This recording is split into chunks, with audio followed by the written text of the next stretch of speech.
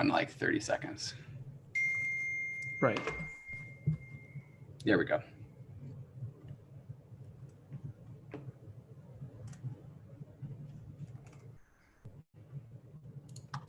I'm going to go in and delete the tweet.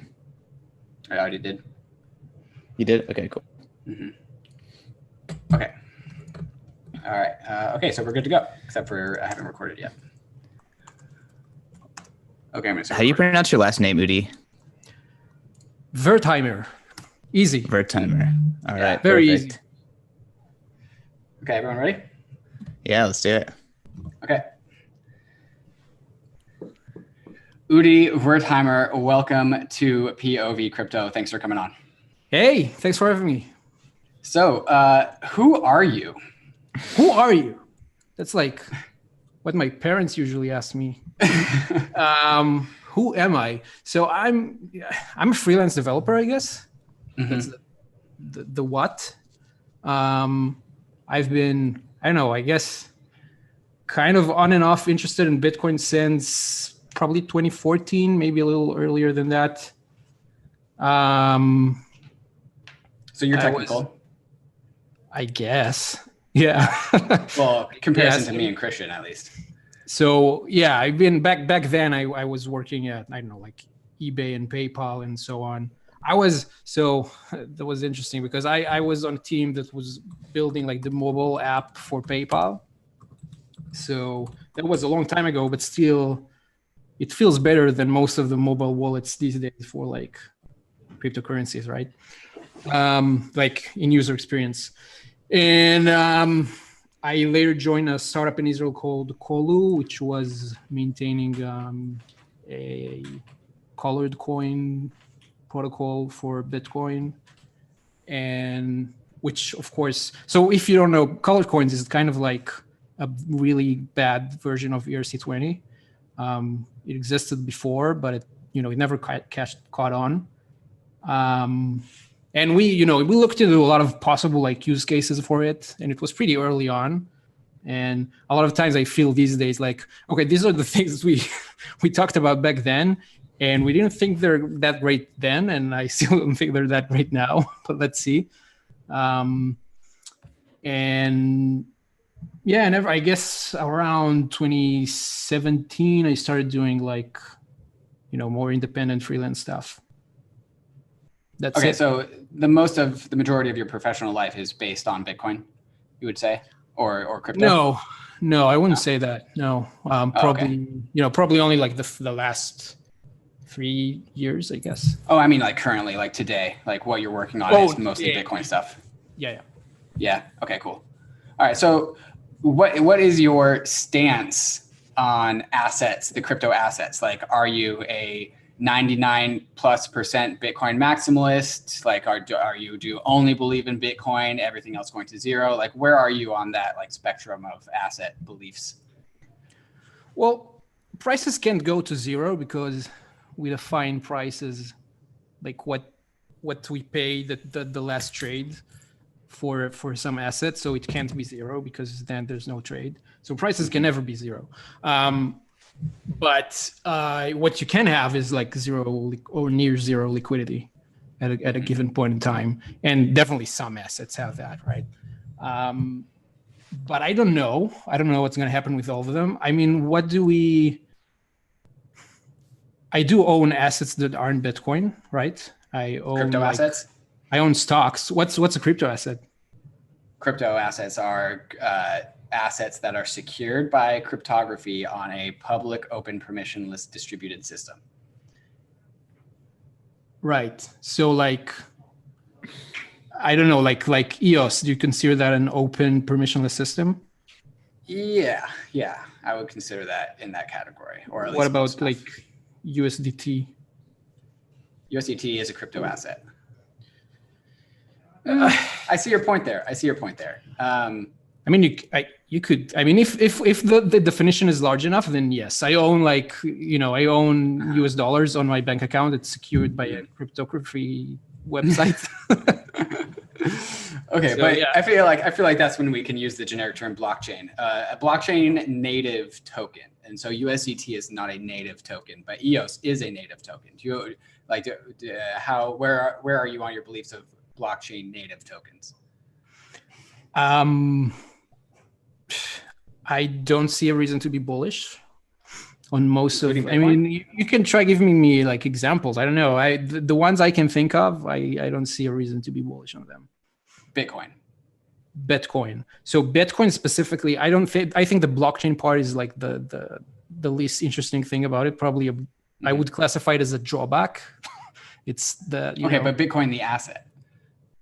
Right. So Bitcoin as an asset, I think it has some characteristics that are similar to maybe gold, but in a digital way. I don't think there's anything else like it. So I think it might be useful and maybe not. It's an experiment, right? I mean, we'll see. But I think it might be useful. I think it is already useful for some people. So, yeah. So you seem to be in just no man's land. Whereas like most people in this crypto space kind of wear a flag, wear a banner, and they align themselves with certain beliefs. You kind of seem to be like a lone wolf. Would you say that's accurate? I mean, I find that usually people would say that I'm not in their camp. So, if you ask like people in Ethereum, I think a lot of them would say that I'm a Bitcoin maximalist, right? But if you ask Bitcoiners, they would say, no, he's a shitcoiner. If you go to, I don't know, I've had people in various, so this will be surprising, but I've had multiple people say that I'm an Ethereum maximalist, which was surprising to me as well. But your Twitter conversation is certainly an Ethereum maximalist. That's a Twitter maximalist, maybe. Yeah. I think most Bitcoiners consider you a Bitcoiner. Yeah, I guess, but definitely not. I mean, yeah, but I still think, there are a lot of things that I think that, like, I constantly talk about Tron, for example, which I'm not even sure myself why I do that. So you do it because of for the how laws. much of it's a farce, right? Like that Tron's a farce, and that's why you talk about it, right? I mean, in what way is it a farce? It's a farce as much as Ethereum is, I think. Yeah, so that's the farce right there. Well, I mean, that's what we're. Why did you try it? Did you try it? I have not ever interacted with Tron. Why I tried both. Oh man, I can't believe I said that. I was trying to maintain maybe I never tried Tron thing, but I tried a lot of stuff. I tried both, and the Tron is like a fork of Ethereum, basically. Yeah. So why do you think Ethereum is superior to Tron? The community. Well, I could go on a huge list. I mean, Tron is a community too. Yeah, it does. It doesn't have the one I'm exposed to, at least. So maybe there is a Asian language speaking community of Tron that I just have zero exposure to, and maybe it's actually just way bigger than Ethereum's. I would have no idea. My thesis is always that the whole point of crypto is for decentralized open finance, and whatever blockchain supports that is going to capture my attention. Now, Tron has some subset of that, but they really have like the gambling side of open finance, and that's just much smaller than open finance at large. And they also don't have small. I mean, like DeFi on Ethereum is pretty small. Like it's really small. DeFi in comparison to the rest of Ethereum? No, in comparison to other financial services that use cryptocurrencies. Oh yeah. Yeah, I would say it's small, but if you take in its rate of change and also its mind share, I would say it's one of the biggest things in crypto. I would say it's in the top 3 or 4 things in crypto. I would say that's vastly overrepresented. I mean, it's there's so many people who don't care about DeFi right now. Sure. I mean, there are interesting things going on, sure, but there are a lot of interesting things going on other places too. So if you see when Binance launches a futures product, for example, then you can see there's very real interest, very real trading volumes immediately. And it's not, it's not all fake. A lot of it is real. Finance is good. That's with smaller products too. And on the other hand, with DeFi, it's like probably at least 2 orders of magnitude smaller, at least, if not more. So how can we say that it's mind share or whatever? I just don't see that. Binance likes Tron too. What's that? Binance likes Tron too. Yeah, Binance likes whatever pumps. Well, like that's legitimate though, I think. Yeah. And so like the reason why I think we can say that DeFi is more legit than Tron, even though like Tron as a whole might be bigger than DeFi, is just because we understand in the same way that like Bitcoiners in 2010 and 2011 thought Bitcoin was going to be this huge, massive thing, even though it wasn't at that particular time. Like you can look at the architecture and you can look at the progression and look at the trajectory of DeFi and say like, this is going to be very big. And so it's simply a matter of the fundamental answer to the question, what is DeFi, that captures so many people's mind share. And the reason why like Binance can go and open up some new product that has an equal DeFi correlate, and all of a sudden on day one, Binance's product is 10 times as large, is because that's just so much closer to the current system that we have. Like it doesn't have any of the UI UX problems. It doesn't have any of the user onboarding problems. And so DeFi is getting that big even when there are all of those problems and people believe in its trajectory. So that's why I think it's real. What if Binance just solves problems for real people? You just, just satisfy the demand for what people want right now. So, people. Well, they are doing that, right? So maybe that's the reason it's bigger. I mean, yeah, not like because the other reasons. The UI UX problems is huge, right? And so they are solving that. But they're not solving just they're not solving just a UI UX problem. They're solving a market problem. They're solving, they're satisfying the demand for people to have a place to trade, to have a place where liquidity exists. That's not just about UI and UX. That's a whole lot of things. That, by the way, that businesses have been trying to solve and improve upon for, I don't know, 6, 7, 8 years in the space for now, and it's been constantly improving. So, you go to an exchange today, a large exchange like Binance or the other derivative exchanges, they are much better than what they were in the past. There's real progression there, and I feel like DeFi stuff is much, they're like at the pretty much the starting line. And there's such a long way to go to get to compete with something like Binance or BitMEX or whatever right now. Yeah, so I will totally admit that Binance, BitMEX, exchanges like that are way closer to DeFi than anything we've seen previously, except for actual DeFi. Like if the world transitions to a Binance system, like it will still be a huge improvement that was enabled by this whole crypto revolution, but it's still not all the way there, and it still doesn't solve the trust problem because it's a central authority, and so like and that's what DeFi is that Binance isn't, or the promise of DeFi is, and I know that you'll contend with that, is that DeFi still tries to go right at the trust problem. Binance doesn't solve the Mt. Gox issue, but DeFi does. Right. So Binance has a different approach. They're saying we're going to spend a lot of money on, security and compliance and so on. And we're going to try to attack it from that vector. And they've been doing it very successfully too.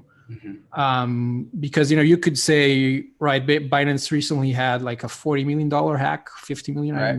I don't remember the exact numbers. And that seems likely bad. From an internal employee. Probably. I mean, probably some connection to someone internal, right? Some privileged information, yeah. But they made customers whole. They make so much money that they're able to do that. And so that's risk management. That's fine, I think. And on the other hand, do DeFi products really solve the trust problem? I mean, it seems that they do not now. And because, most of those like MakerDAO, Compound, the other ones, each of them have some way that the kind of the company or the foundation, whatever it is, can control the funds. So then what's the point?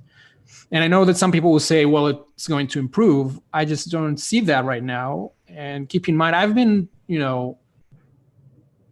so people think that I'm this maximalist who only cares about Bitcoin, but I've been pretty, I've been involved in some way in what's going on in Ethereum since its inception. I've been following what's going on.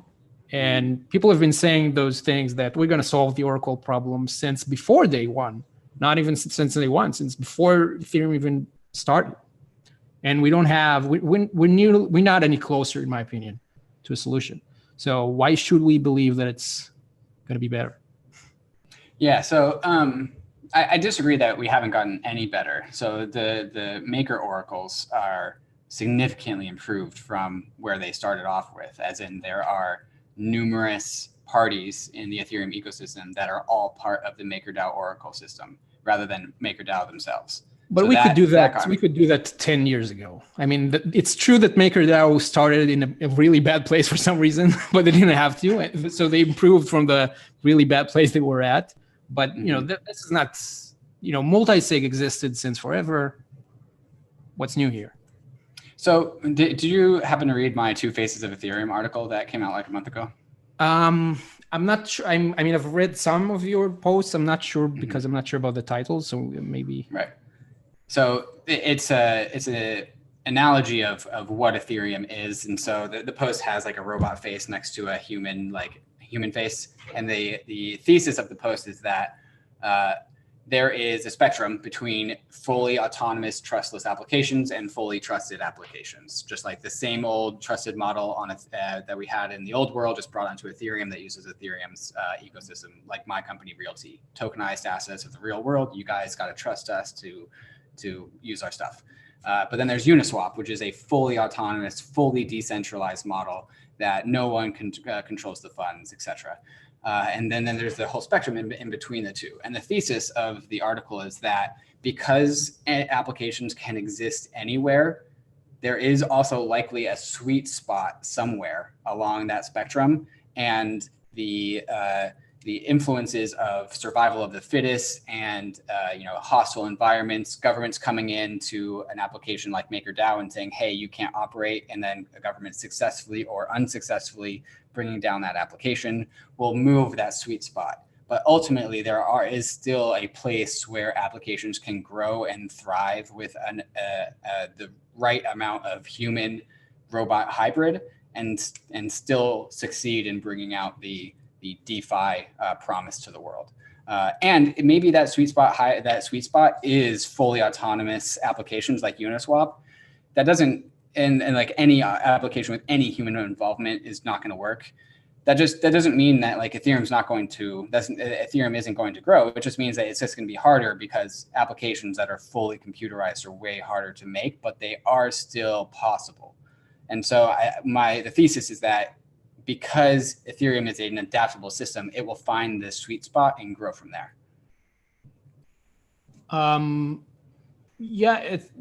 It makes sense. But the thing is, there are multiple systems that are adaptable. And I guess the Bitcoiner approach would be to say that as long as you have a hard money that people can trust, then you can build on top of it. And it's true that you can't necessarily build everything on top of it, but you can build what people need and want. And that's what it looks like so far. So it's true that, I'm sure, there used to be a so-called, what was it? The FOMO 3D Ponzi game in the past. So I don't know how you would build that on Bitcoin, for example. Right. There are definitely classes, although it was broken in its own way, right? With, minor front running and censorship and whatever. But I wouldn't call that broken. I would just call that somebody was really smart. Yeah, sure. That's another way to put it. But I mean, I don't see how you would build exactly that on Bitcoin. The thing is, I think that what people want is just a different class of applications. And that's just based on what we see in demand right now. It's not, I'm not making things up. I'm looking at what the market wants. I'm looking at what the market uses, and it seems like that's what the market wants. Yeah, but I would also put an asterisk there saying that those applications, the centralized applications that use hard money, are 100 times easier to build than the autonomous decentralized applications. Yeah. And so like that's why Bitcoin has the lead that it has. Is it came 5 years earlier than its only viable competitor, which is Ethereum. And it's the products on top of Bitcoin that do the same things that DeFi does are just 100 times easier to build if you build them in a centralized fashion. Yeah, but that doesn't mean that. Go ahead. That's why they're better, though. That's like what they have going for them. That they're easy to Right build now, and yeah. easy to satisfy the demand. That's not a negative thing. That's a good thing. Yeah. Something to add on to this is I don't think that there's very much proof yet that many of the DeFi applications are any less centralized. They're just kind of jumping through a bunch of hoops. And then on top of that, at the beginning, Udi talked about how the Bitcoin blockchain itself is probably the least interesting thing about Bitcoin. Like the blockchain is to create and secure the unit, and then that unit can be utilized in many different ways. And I think that people in the Ethereum community pigeonhole themselves into like this like Ethereum definition of like how to utilize and build on a blockchain. And they kind of miss the bigger picture of, how is the world using the Bitcoin unit and moving from there. And I think that the Bitcoin unit is being used extremely successfully to build a ton of different solutions and applications around the world. Yeah, the only thing I would ask you to change about that is that you said Ethereum DeFi apps are not actually all that decentralized, and they have some sort of backdoor or some sort of problem with them that makes them not that much different than a website. At least Ethereum applications have a path to getting to a fully decentralized, fully autonomous model. Like all Compound has to do is plug its backdoor. That's like one transaction. And so they're not that far away. There's an Oracle to worry about too. And once you start thinking about the Oracle, you usually, even when, people sometimes say, okay, we'll use Uniswap as an Oracle, and that has its own set of problems. But even if you go there, you're probably going to want to say, well, we need some way to replace the Oracle if we come to that. So you will still retain some control there. It's a really hard problem. And I think one interesting thing that I find is that a lot of times we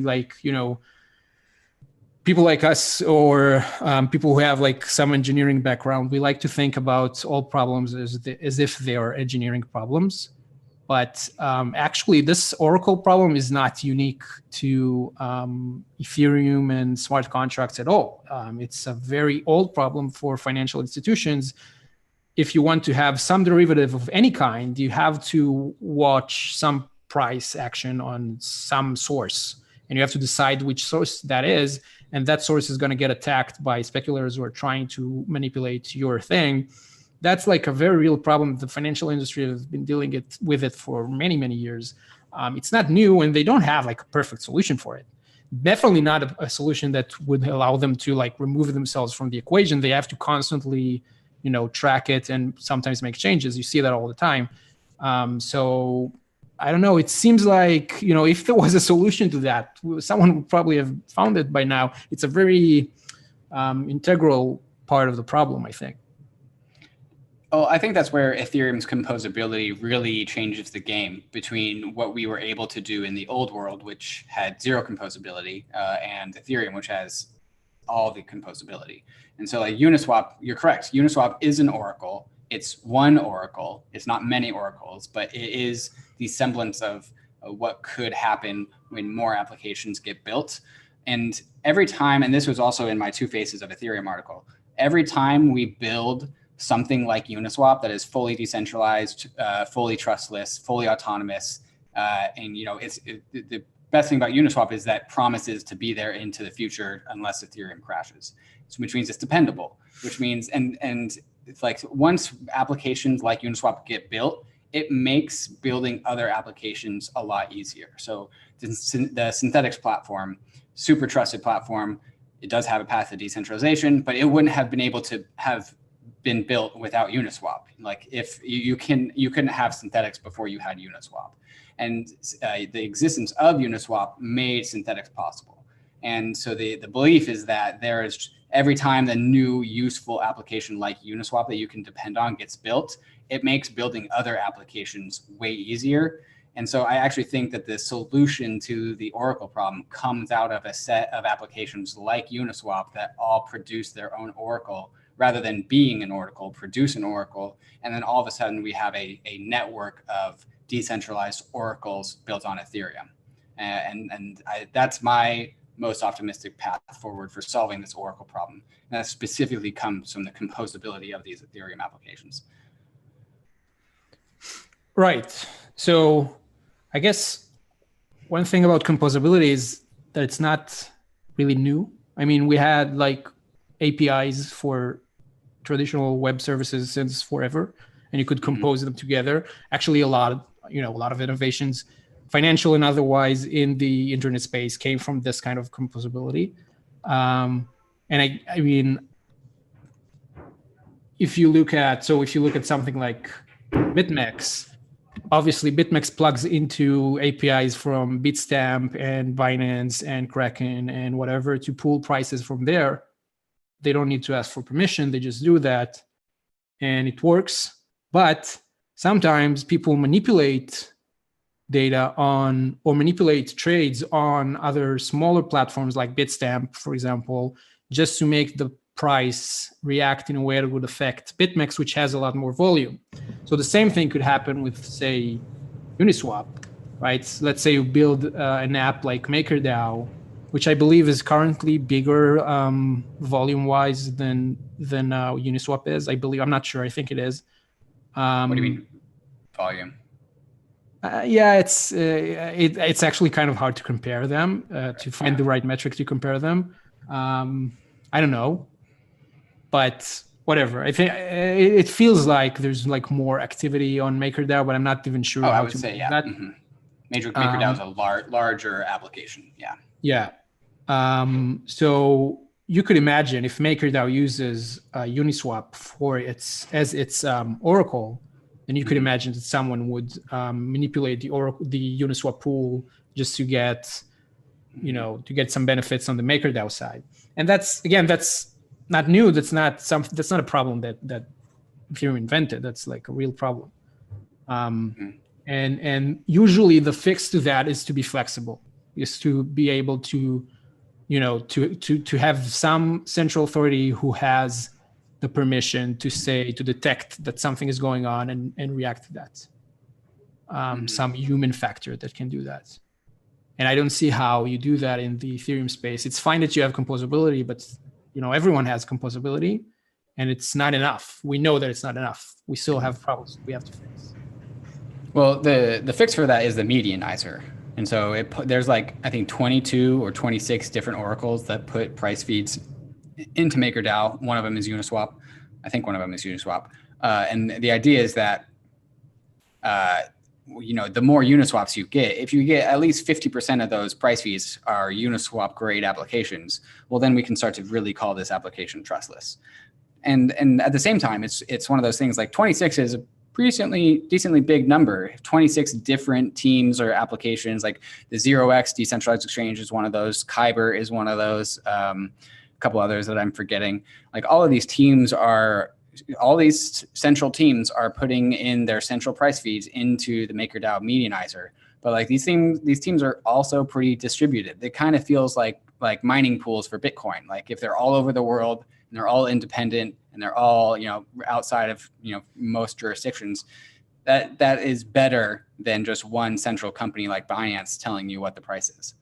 Right. So, but that's right. But again, so if you use BitMEX doesn't just take the prices from one source. It also has like this weighted average thing from a few exchanges. And if they wanted to do a medianizer thing, they could. They just don't find it useful, but they could do it. I mean, trivially. And I find that it's just multi-sig. You're just describing multi-sig right now. So you have like 26 companies who are in charge of keeping the funds basically by reporting prices correctly. And if they choose to report prices incorrectly, they can take at least a larger portion of the funds. So if BitMEX tomorrow decides to say, okay, we're going to take all of the funds that we keep in cold storage and we're going to give it to 26 companies to maintain in a multi-sig account, then is that now considered DeFi because there are 26 companies who are in charge of it? I mean, Sounds I think like Liquid. Yeah, it sounds pretty much like Liquid. Yeah.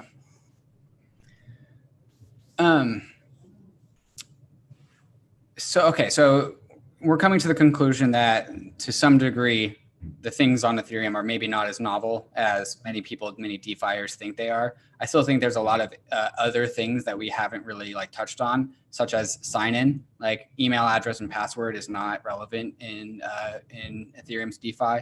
And I know Bitcoiners really like privacy. And so a fully developed DeFi ecosystem would allow someone to manage their finances in a fully private manner.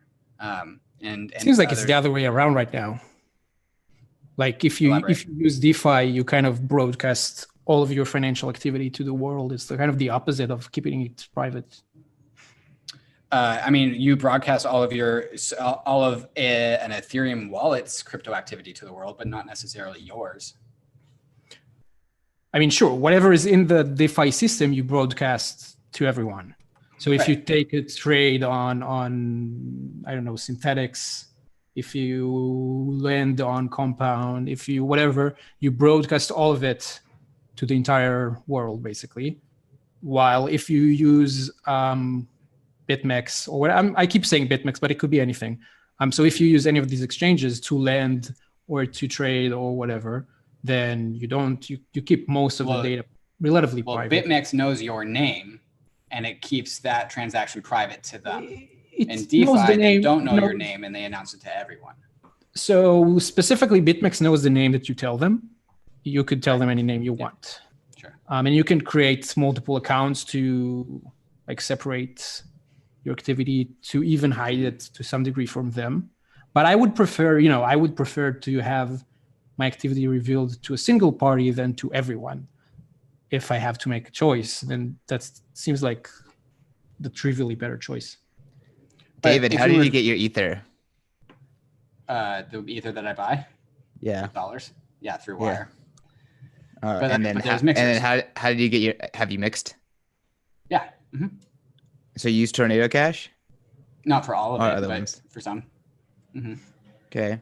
Have you ever compromised your known or main Ethereum account? Oh, all the time, and then I swap it out. I mean, it doesn't seem like it's it's not trivial to keep that Ether account private, and then on top of that, you're constantly broadcasting. It is trivial to re-privatize all of your funds, so it's trivial to dox yourself, and it's trivial to make it private again. I don't know. Privatize your funds. Once I know that you have 10,000 Ethers, I know that you have. You can't delete this information from my.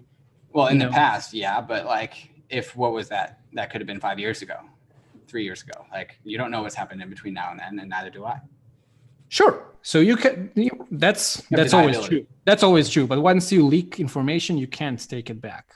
And what DeFi applications do, they continuously leak information of their users.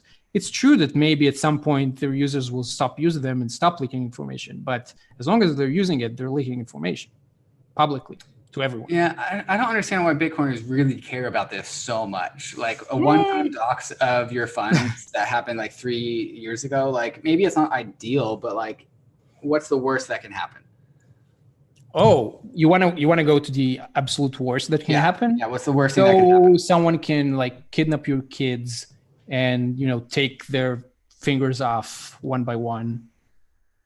That would be pretty bad. Yeah, but what's that? How is that specifically enabled by crypto?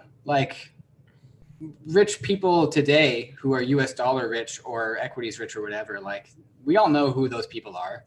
No, you know some of them. You really don't know all of them. You know the ones that are okay with having it, but a lot of them don't want you to know. A lot of them don't want you to know. And you don't know. With that being said, crypto kind of enables anyone that is, even if they don't have crypto, anyone who is perceived to be wealthy, to put them in danger and then force them to buy Bitcoin or buy some other trusted crypto asset and forced to pay that hostage. So, I mean, like the world is just changing, regardless, even if you hold or don't hold at any No, of these, for sure. But I think that I think the question is, why do people care about their privacy, their financial privacy? So the answer is there are good reasons to care about that. If you leak financial information, what I said is one problem. There are other problems, but you expose yourself to a lot of problems, and it's true that those problems are relevant whether you're using Bitcoin or not. But so what? Yeah. I mean, I can give you like simpler examples for people who are not ultra high net worth individuals. So just for example, let's say you get paid in ethers or in Bitcoins or whatever it is, and that's your monthly salary, and you have a landlord that you pay rent every month to, and suddenly they see that your salary increased, so they know that they can negotiate a better rent from you. So that's bad for you. You're going to want to hide that. It's not like you're doing anything wrong. You're not doing anything illegal, but you're going to want to hide that information. There are multiple reasons why you want to do that. It seems like a very niche, like all of these things are plausible, like that it could happen in real life. To the degree that they happen to a systemic amount of the population, I'm very skeptical of. Well, they don't happen because we don't do that. We don't broadcast our activity publicly to the world. That's why they don't happen. I think if your landlord would know that you received the raise, they're absolutely going to renegotiate the rent prices with you. If they see, but then you can just move to a different landlord. And he knows he knows about your. Who are all these landlords that are giving so many fucks? Like, there's a market rate for rent, and you can pay that market rate or not. I mean, they want your money, man. They're gonna do what? Yeah.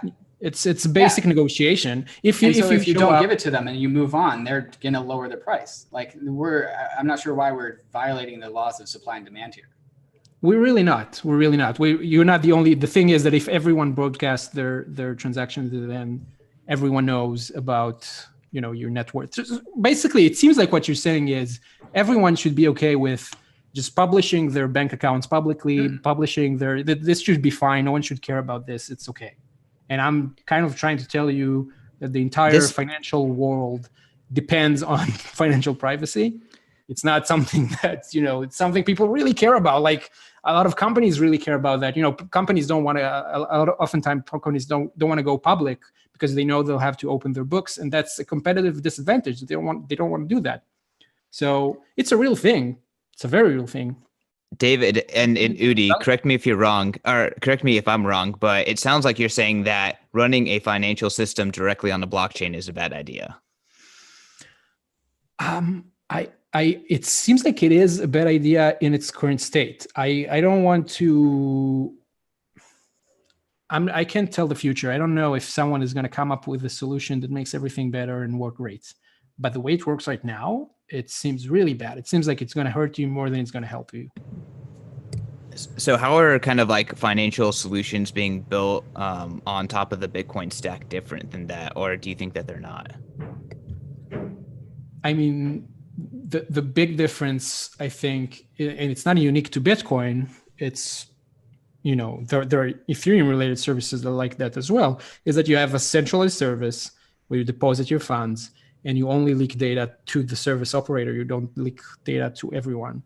It's not great, but it's better than nothing. It's similar to the model you have with your bank that most people understand. They know how it works. They can reason about it, and then they don't do mistakes that you might do when all your finance is open and public to everyone to look at, and you just don't necessarily understand what you're revealing and what kind of mistakes you might do when that happens. So Bitcoin, and not just Bitcoin, maybe many other like cryptocurrencies have these services, right? And they're the most popular services, I think, for many reasons. One of them is probably that. It's probably not the biggest reason, but it's one of them.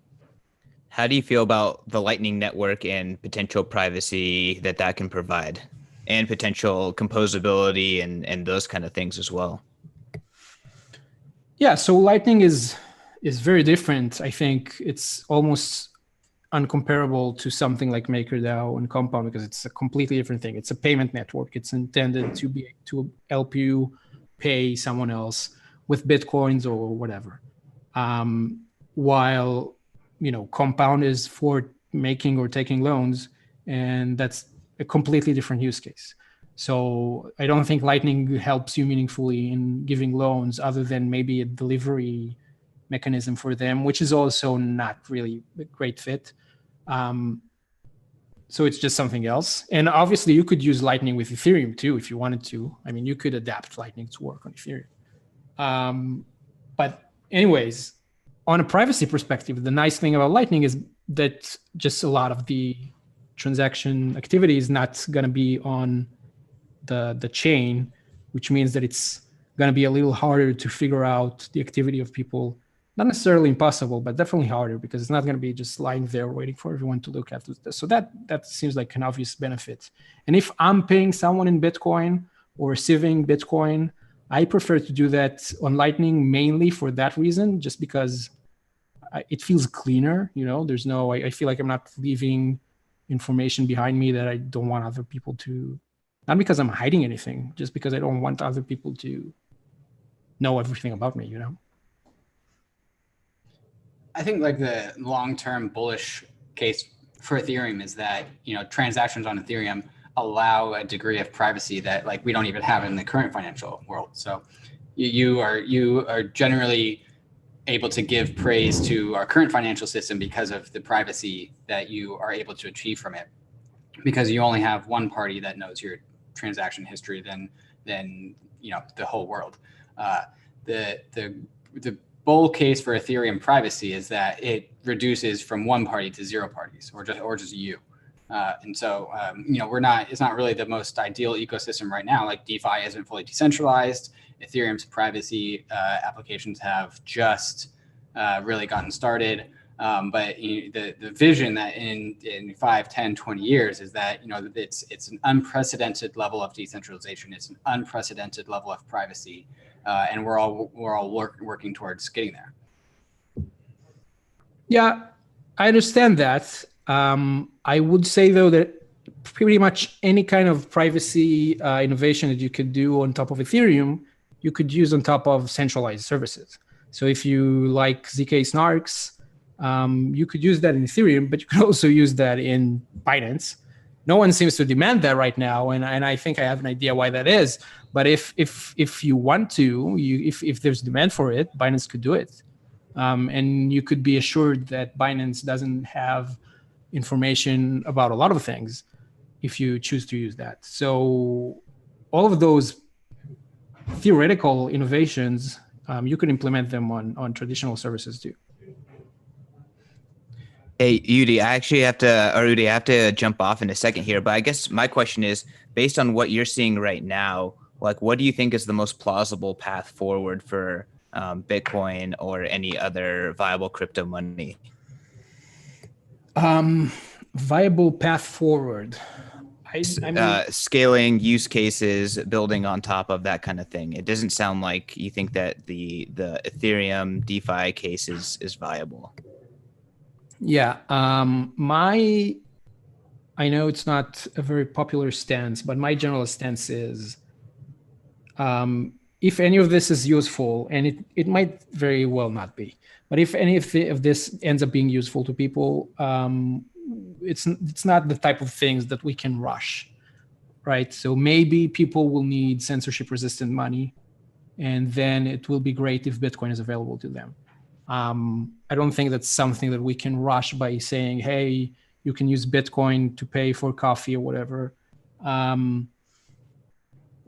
I think that the reason we see things like exchanges having the massive success that they do is because if you wanted to build an exchange like Binance in the traditional world, you would need a lot of licensing, and you wouldn't be able to just get the money from your customers. So Binance is able to be compliant in the jurisdictions that they are.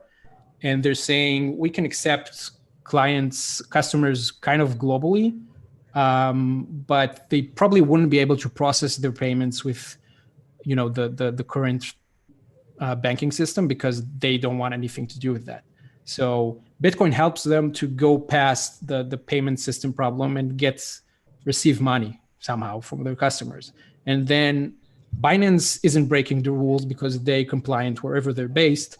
Maybe some of their customers are breaking some rules, but that's their problem, and Binance doesn't have to, think about that. So, and that's a useful kind of framing to have, that the current banking system is trying to kind of obliterate. They kind of try to say, we're going to make sure that no one is breaking the rules, and if we have any suspicion, we're not going to allow anything.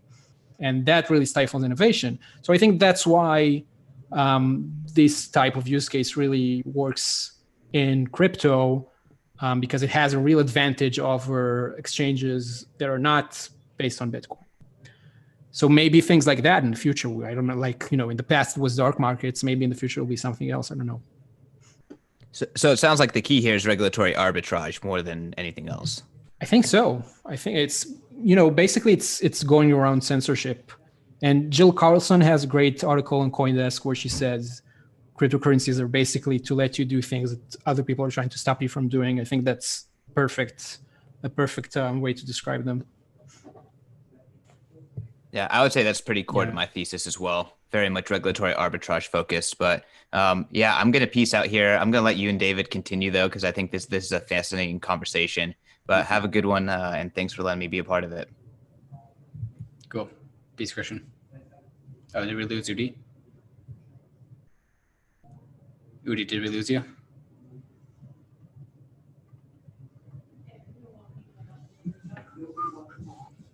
Sup, listeners?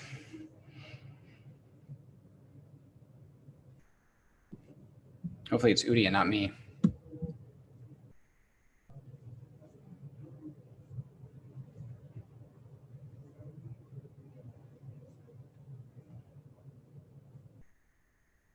Okay.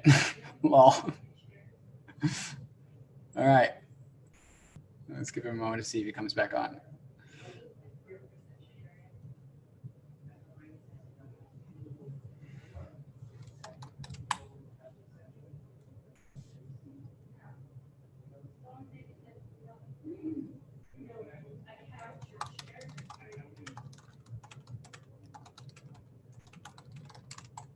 His computer just crashed, for anyone who's still watching.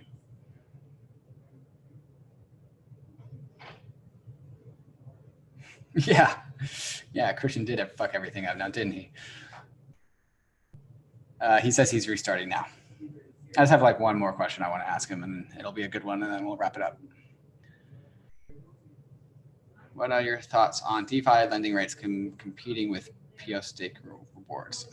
So at least with Ether, when proof of stake launches, that will make DeFi lending rates of Ether actually exist rather than being like the 0.0003% that it is now. So that'll be pretty cool. We really don't know what's going to happen. I think in theory, DeFi lending rates for Ether should always be higher for lenders than lending to Ethereum, simply because you can borrow Ether from something like Compound and use that to get a return on staking. I need to think about this more, make sure I'm not fucking this up. And then so you can do that by borrowing Ether from Compound, and you can also do other things like lending or using it for whatever, which means that you can use it to stake Ether on Ethereum and use it for other things. So there's more utility. Come back in. Sweet. Hey, what's up? Welcome back. Sorry. Oh, no worries. Never used Linux, man. Oh yeah? No, I have not. I've thought about it and then I immediately stopped thinking about that. Okay, so I want to have one last question for you before we wrap things up. If somebody's following you on Twitter or in your Telegram, it seems like 90% plus of your attention is based on Ethereum. Why do you love Ethereum so much? Why do you care so much? It's great. Ethereum is great. I mean, yeah, it is. There's a ton of entertainment value. I think it's really interesting. I personally find it like super interesting. I think that so I'm trying to think of a nice way to say it. So when you're when you're looking at the like what people consider the bullish case for Ethereum, right? And people would usually say it's the community, it's the developers, it's the companies building on top of it. And I personally view it pretty much the other way around. I think that the Ethereum community is kind of a liability right now. And I know sometimes people say that about Bitcoin, but I'll try to explain why that's entirely different in my view. So in order to make Ethereum, so like kind of the bull case for Ethereum right now is that you say, well, it has a ton of potential. There's a lot of things that are being built on it, and you'll be able to reap the rewards in the future. And in order to maintain that, you have to have, a lot of developers on the paywall and a lot of companies invested in, and that's like expensive. And it comes out of, not a lot of pockets right now, not out of a lot of people. So there's, Consensus and Joe Lubin, there's the Ethereum Foundation and Vitalik and certain like satellites funds related to that. And they're funding like a lot of this. I wouldn't say everything, but they fund a lot of this. And kind of what this means is that they have to keep selling Ethereum so they're either selling it themselves or they're giving it to someone else who's going to sell it in order to fund, people. And my thesis is that the current, it's not a fun thing to say, but I think that the Ethereum community is just too large right now. There are a lot of things being built. They're not creating value, unfortunately. A lot of people building things that I don't see how they're going to increase adoption. And that's so expensive that I would expect that it would have to shrink. And people laugh at, I say that I short Ethereum and so on. People laugh at that. But I think that there's a real financial opportunity there. That's the truth. And being kind of involved in it and watching and tracking it allows me to have a pretty good point of view on what's going on. I feel like I'm kind of immersed. So I feel like, I'm not necessarily going to be bearish on Ethereum forever. And I wasn't always, by the way. People tend to think that I used to be bullish on Ethereum. So being kind of immersed in it makes me feel like, okay, I'm probably going to be able to say maybe things are changing now. So yeah, that's my answer. So your thesis is that like the EF is spending a ton of money funding a bunch of teams. Joe Lubin, Consensus are selling a bunch of Joe's Ether to pay the payroll for a bunch of teams. We don't really know what ROI these teams are actually going to produce. There's a ton of sell pressure from these individuals. And as a result, and the ROI we're getting from these teams is not going to make up for that. And therefore Ether is going to go down. Is that your thesis? Yeah. Okay. That's pretty much it. Okay. So is that why you are shorting ETH BTC or say that you are on Twitter? Yeah, that's the main reason. I think that I don't think that necessarily Ethereum will never be useful for anything, or that necessarily it would never accrue value. But I think at the current point in time, it has some ways to go. It seems like there's a lot of overspending going on, a lot. And you have to be kind of, with boots on the ground to notice that, because if you're looking from the side, then maybe you won't exactly know to put a finger on it. So that's how I see it. And I know that's not the nicest thing to say, not the nicest thing to hear either, but that's how I view it. So here's how I view your stance towards Ethereum. And so in my Facebook world, in my non-crypto world, in my friends world, people get really frustrated at me because I am like unceasingly criticizing Democrats and talking about what the Republicans are doing and why what they're doing is smart and how we should copy that. And people are calling me like a conservative troll. They're calling me like sometimes I get called a racist, a misogynist, because I'm aligning myself with the Republicans and saying that the Democrats need to do this. Right. But it's out of the love for the Democrats. And I am not at all a Republican. I've never voted Republican. I'm not ever going to vote Republican, probably. And it's because I want the Democrats to do better, and because I believe that the Democrats can do better, that I say all these negative things about the Democrats. So that's what I think you're doing. I think you really, really like Ethereum. You just want it to be in a way better shape and form than it actually is. I like it a lot. I love it. Yeah? I love it. The Telegram group that I have, the Telegram channel, is called Pro Ethereum Alerts. It's a pro Ethereum group. I love Ethereum. What's not to love, really? I mean, the people are great. Really, I'm not kidding now. The people are great. I mean, you know, they're passionate, they're talented. Those are good qualities to have. So I just think there's a problem in the financial department, which is kind of important. But yeah, I do think that the Ethereum could do better. And as I said, I'm, you know, people think, oh, you're just a religious Bitcoiner. I'm really not. I mean, I was happy to own Ethereum in the past. I'm very happy to not own it right now. And I might change my opinion in the future. I don't know. Awesome. Well, I think that's a great note to end it on. Udi, thanks for coming on POV Crypto. Thanks all for having me. Thank you. Yeah, this was great. If you want to give one last message, one last shout out, or tell people where they can follow you, can you let our listeners know? Yeah, so the best thing you could do if you have any ethers or any interest in Ethereum is to join my broadcast only Telegram channel, which is Pro Ethereum Alerts. So that's t.me/pro Ethereum Alerts. No spaces. That's it. You'll get all the information you need. You need the contrarian view sometimes, not just the, you know, not just the good stuff, also just some contrarian view. So that's where you get it. Yeah, no, if you have zero contrarians in your thread, you're doing something wrong. So I guess, Udi, thanks for being that person. For sure. Guys, you can follow the podcast at POV CryptoPod. You can follow me at Trustless State, both on Twitter and on Medium. You can follow Christian at CK_snarks on Twitter. And sorry, he couldn't be here to sign off. All right. Thanks, Udi. Thanks. Bye.